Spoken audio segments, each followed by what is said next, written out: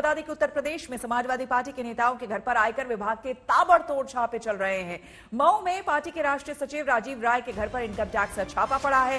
राजीव राय के घर के बाहर भारी संख्या में फोर्स तैनात कर दी गई है। पार्टी के कार्यकर्ता भी बड़ी संख्या में घर के बाहर मौजूद हैं। अखिलेश यादव के करीबी माने जाने वाले लखनऊ के जैनेन्द्र यादव, मैनपुरी के मनोज यादव के यहां भी छापे पड़ रहे हैं। तो राजीव राय के घर में इस वक्त छापेमारी हो रही है। आपको बता दें कि राजीव राय को उनके घर में ही नजरबंद कर दिया गया है। भारी मात्रा में पुलिस फोर्स की तैनाती हो गई है। 3 तस्वीरें आपको हम दिखा रहे हैं किस तरह से जो करीबी हैं अखिलेश यादव के, उनके घरों पर छापेमारी हो रही है। मऊ में छापेमारी हो रही है, लखनऊ में और मैनपुरी में ये छापेमारियां चल रही है। अब से कुछ देर पहले एक प्रेस कॉन्फ्रेंस हुई जिसमें अखिलेश यादव ने सवाल उठाए और कहा कि अभी तो ये छापेमारी शुरुआत हुई है छापेमारी की, अब ईडी के भी छापे पड़ेंगे। ईडी भी अब आएगी, आईटी के बाद अब ईडी भी आएगी।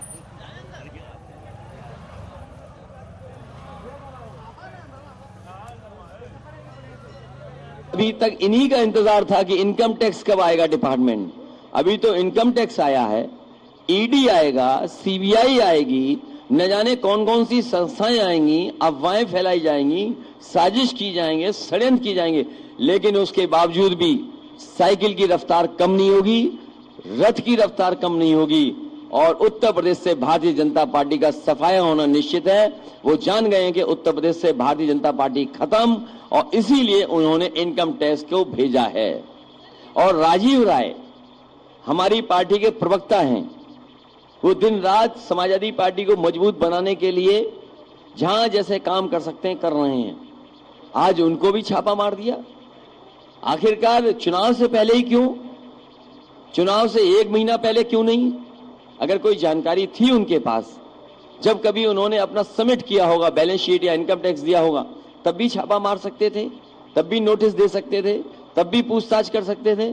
लेकिन जैसे ही चुनाव करीब आया है, ये डिपार्टमेंट भी अब चुनाव लड़ने उत्तर प्रदेश में आ गया है। उत्तर प्रदेश की चुनावी रेस एक्सप्रेस वे पर आ गई है। आपको बता दें कि पूर्वांचल एक्सप्रेसवे के बाद उत्तर प्रदेश को अब गंगा एक्सप्रेसवे की सौगात मिलने जा रही है। थोड़ी देर में प्रधानमंत्री मोदी इसके शिलान्यास करेंगे। मेरठ से प्रयागराज को जोड़ने वाला ये एक्सप्रेसवे, इसकी लंबाई 594 किलोमीटर की होगी, लेकिन इसकी नींव पड़ने से पहले ही क्रेडिट की जंग शुरू हो गई है।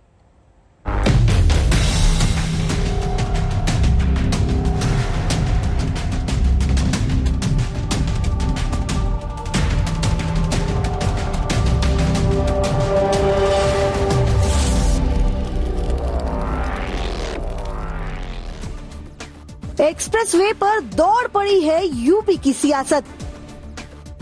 अभी पूर्वांचल एक्सप्रेसवे पर राजनीति सरपट भाग रही है। अब एक और एक्सप्रेसवे इसके लिए तैयार है। आज यूपी को एक और एक्सप्रेसवे की सौगात मिल रही है। थोड़ी देर में प्रधानमंत्री मोदी यूपी के सबसे बड़े एक्सप्रेसवे का शिलान्यास करेंगे।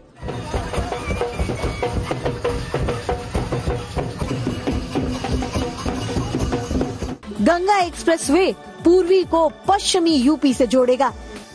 इसके बनने से दिल्ली से प्रयागराज की दूरी सिर्फ 6 घंटे की हो जाएगी। गंगा एक्सप्रेसवे यूपी के 12 जिलों से गुजरेगा। 500 गांवों से इसका कनेक्शन होगा। इसकी लागत करीब 36,000 करोड़ होगी, जो दिसंबर 2024 में बनकर तैयार हो जाएगा। खास बात यह है कि इस एक्सप्रेसवे पर भी एयर स्ट्रिप होगी, मतलब यहाँ भी विमानों की टेक ऑफ और लैंडिंग हो सकेगी।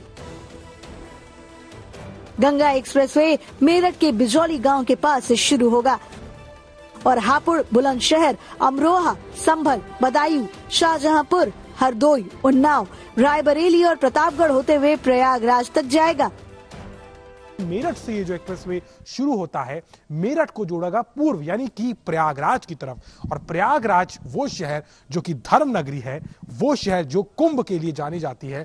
और आने वाले समय में जब भी महाकुंभ होगा तो लोगों के लिए पश्चिमी उत्तर प्रदेश से सीधे पहुंचना बहुत ही सुगम हो जाएगा। यानी कि इस 594 किलोमीटर के एक्सप्रेसवे के साथ में कहीं ना कहीं औद्योगिक विकास को तो जोड़ा जा ही रहा है, लेकिन खासतौर पर देखिए तो पर्यटन की संभावनाएं और धार्मिक स्पिरिचुअल टूरिज्म और रिलीजियस टूरिज्म को बढ़ावा मिलेगा। गंगा एक्सप्रेसवे पूर्वांचल एक्सप्रेसवे से भी लंबा होगा। इसकी लंबाई 594 किलोमीटर की होगी। इसमें 6 से 8 लेन होंगी, 7 ओवरब्रिज होंगे, 17 इंटरचेंज के अलावा 140 पुल और 50 अंडरपास भी होंगे। यूपी चुनाव में योगी सरकार ने एक्सप्रेसवे वाला दांव चला तो सियासी घमासान भी छिड़ गया। गंगा एक्सप्रेसवे को प्रधानमंत्री की प्रेरणा और विकासवादी सोच से जोड़ा गया तो मायावती ने इसे अपना विजन बता दिया। सियासी खींचतान में अखिलेश ने भी मायावती का पक्ष लेकर मामले को नया ट्विस्ट दे दिया। समाजवादी पार्टी की सरकार में बनाए हुए एक्सप्रेसवे का उद्घाटन कर रहे हैं। पहले समाजवादी पूर्वांचल एक्सप्रेसवे का नाम बदला और नाम बदल करके पूर्वांचल एक्सप्रेसवे कर दिया। जिस गुणवत्ता के साथ, जिस क्वालिटी के साथ वो एक्सप्रेसवे बनना चाहिए था, उसमें कंप्रोमाइज किया गया है, उस क्वालिटी के साथ नहीं बनाया गया है। तो सुबह से मैं इंतजार कर रहा था कि कब कोई आएगा, कहेगा कि मोदी जी इस योजना का फीता तो हमने काटा था, ये योजना तो हमने शुरू की थी। कुछ लोग हैं जिनकी आदत है ऐसा कहने की। हो सकता है बचपन में इस योजना का फीता भी उन्होंने ही काटा हो। कुछ लोगों की प्राथमिकता फीता काटना है, हम लोगों की प्राथमिकता योजनाओं को समय पर पूरा करना है। गंगा एक्सप्रेसवे को सबसे पहले 2007 में मायावती ने लॉन्च किया, लेकिन काम शुरू होने में 10 साल लग गए और तब तक सूबे में योगी की सरकार आ गई। उन्होंने इस काम को आगे बढ़ाया और 2019 में इसे फिर से लॉन्च किया। पिछले साल 594 किलोमीटर बनाने का लक्ष्य बनाया गया। इसी साल पर्यावरण मंत्रालय से क्लियरेंस मिला। आज प्रधानमंत्री मोदी इसका शिलान्यास कर रहे हैं। गंगा एक्सप्रेसवे बनने के बाद यूपी के 4 एक्सप्रेसवे हो जाएंगे, जहां वायुसेना अपने विमान की लैंडिंग और टेक ऑफ कर पाएगी। यमुना एक्सप्रेसवे पर मथुरा के पास स्ट्रिप है। लखनऊ आगरा एक्सप्रेसवे बागरमऊ के पास स्ट्रिप बनाई गई है। पूर्वांचल एक्सप्रेसवे पर सुल्तानपुर के पास एयर स्ट्रिप है। यूपी चुनाव में एक्सप्रेसवे पर दांव लगे, सियासत एक्सप्रेस पर फर्राटा मारे। विकास की होड़ हो, इससे अच्छी बात क्या होगी। जीत किसी की भी हो, सरकार किसी भी दल की बने, राज्य विकास की राह पर जरूर बढ़ेगा। यह ब्रज का इलाका है और अब प्रधानमंत्री पूर्वांचल से पूरे उत्तर प्रदेश को मथने की तैयारी कर रहे हैं। तो पूर्वांचल के बाद आज ब्रज में हैं और सबसे लंबे एक्सप्रेसवे के शिलान्यास का शुभारंभ करेंगे। संदीप दुबे के साथ कुमार अभिषेक, शाहजहांपुर, आज तक। उत्तर प्रदेश की सियासी रेस एक्सप्रेसवे पर तो आ गई है, लेकिन बड़ा सवाल अब यह है कि क्या ये रास्ता जीत की ओर जाता है। इससे पहले मायावती और अखिलेश ने भी फर्राटा भरते हुए एक्सप्रेसवे पर दांव लगाया था, लेकिन जनता ने उन्हें फिर से कुर्सी नहीं सौंपी।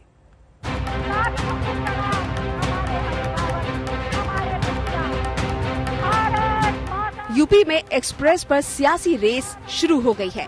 करीब 1 महीने पहले 16 नवंबर को प्रधानमंत्री नरेंद्र मोदी ने पूर्वांचल एक्सप्रेस का उद्घाटन किया और आज गंगा एक्सप्रेस की नींव रखने जा रहे हैं। योगी सरकार में ये चौथा एक्सप्रेसवे है। अगर एक्सप्रेसवे के रास्ते वोटों की गणित बिठाएं तो चारों एक्सप्रेसवे 32 जिलों को कवर करते हैं और इन जिलों में 177 सीटें हैं। मसलन मेरठ से प्रयागराज गंगा एक्सप्रेसवे 12 जिलों के 76 विधानसभा सीटों को कवर करेगा। लखनऊ से गाजीपुर पूर्वांचल एक्सप्रेसवे में 9 जिले आते हैं। यहाँ 55 विधानसभा क्षेत्र हैं।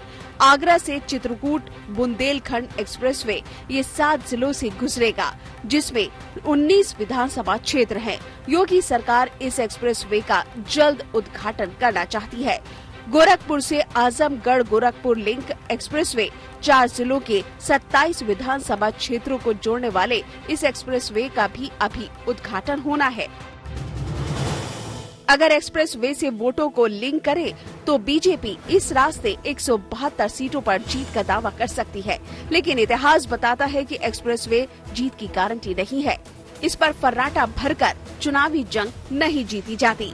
अखिलेश और मायावती भी एक्सप्रेसवे का चुनावी दाव चल चुके हैं, लेकिन आगरा और यमुना एक्सप्रेसवे को जीत के रास्ते नहीं बना पाए। अब देखना ये है कि बीजेपी एक्सप्रेसवे पर कैसी रफ्तार पकड़ती है। जनता ने जब उनको इस लायक बनाया ही नहीं कि वह किसी चीज का लोकार्पण कर सके, क्योंकि विकास का कोई विजन तो था ही नहीं उन लोगों के पास। एक नकारात्मक सोच के साथ विघटनात्मक गतिविधियों के कारण जिन लोगों ने प्रदेश के विकास को बाधित किया था, वह हर एक कार्य के साथ अपना नाम जोड़ने का कुछ प्रयास तो करते हैं। जनता सब जानती है और जनता 2014 में भी, 2017 में भी, 2019 में भी इसका जवाब दी है, 2022 में भी इंतजार कर रही है। एक्सप्रेसवे जीत की गारंटी भले ना हो, लेकिन इस पर सियासी रेस खूब हो रही है। जीत से पहले ही विजय यात्रा निकाल रहे अखिलेश योगी के हर प्रोजेक्ट को पुराना बताकर हमला बोल रहे हैं। जो समाजवादी पार्टी की सरकार का विजन था, उसका 4.5 साल में पूरा नहीं किया है, और जो काम समाजवादी पार्टी 4.5 साल पहले कर चुकी, उसी काम को आज सरकार कर रही है। इनके पास कोई नया काम भी नहीं है दिखाने को जनता को। यूपी में सियासी जंग जबरदस्त है।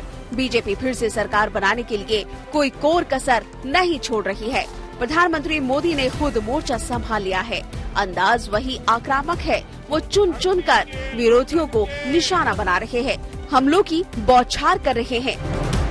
आज का ये कार्यक्रम उन लोगों को भी करारा जवाब दे रहा है जिन्हें टाइमिंग पर सवाल उठाने का बहुत शौक है। जब ऐसे प्रोजेक्ट पूरे होते हैं तो उनके पीछे बरसों की मेहनत होती है। ये लोग कभी इस बात को नहीं समझेंगे कि कोरोना के इस संकट काल में भी डबल इंजन की सरकार विकास में जुटी रही, उसने काम रुकने नहीं दिया। दिसंबर में अब तक प्रधानमंत्री 3 बार यूपी का दौरा कर चुके हैं। आज भी उनका प्रोग्राम है। अगले 10 दिन में 3 बार यहाँ पहुँचेंगे। 18 दिसंबर यानी आज पीएम मोदी शाहजहांपुर में होंगे, गंगा एक्सप्रेसवे की आधारशिला रखेंगे। 21 दिसंबर को प्रयागराज में होंगे, 2 लाख महिला कर्मचारियों के कार्यक्रम में हिस्सा लेंगे। 23 दिसंबर को पीएम मोदी अपने संसदीय क्षेत्र वाराणसी का एक बार फिर दौरा करेंगे। 28 दिसंबर को कानपुर दौरे की तैयारी है, जहां मेट्रो परियोजना का लोकार्पण होगा। यूपी के सियासी मायने बहुत बड़े हैं। यहाँ लगातार 2 बार कोई सीएम नहीं बन पाया है और बीजेपी के लिए ये एक बड़ी चुनौती है। लखनऊ से कुमार अभिषेक के साथ आज तक ब्यूरो।